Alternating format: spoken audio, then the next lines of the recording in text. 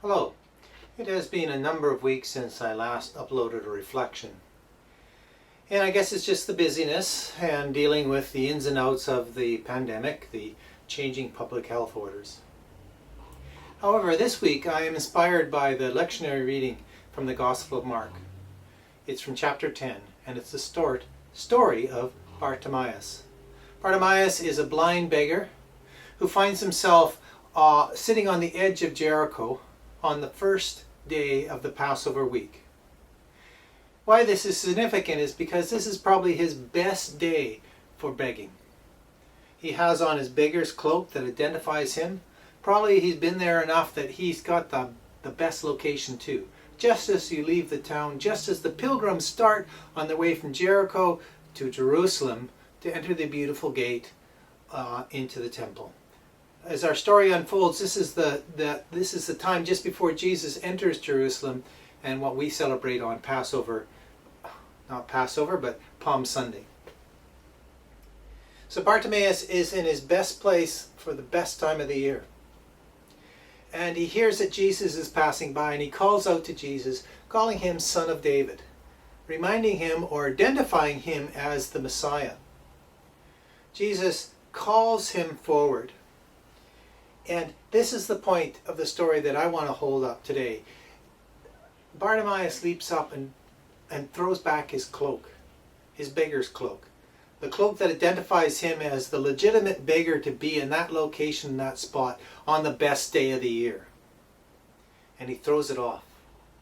So before he approaches Jesus, he already has complete confidence that he will be healed, that he won't need that cloak again.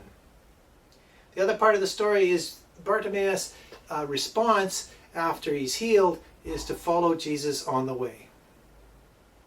So here's the piece for us.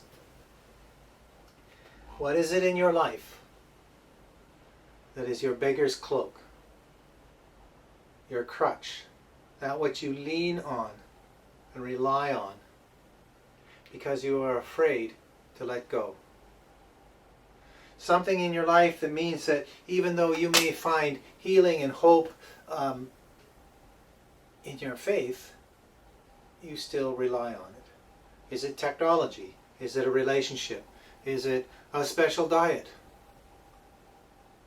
Is it some means of well-being that you just can't let go of, even though you're not even sure it really helps you or not?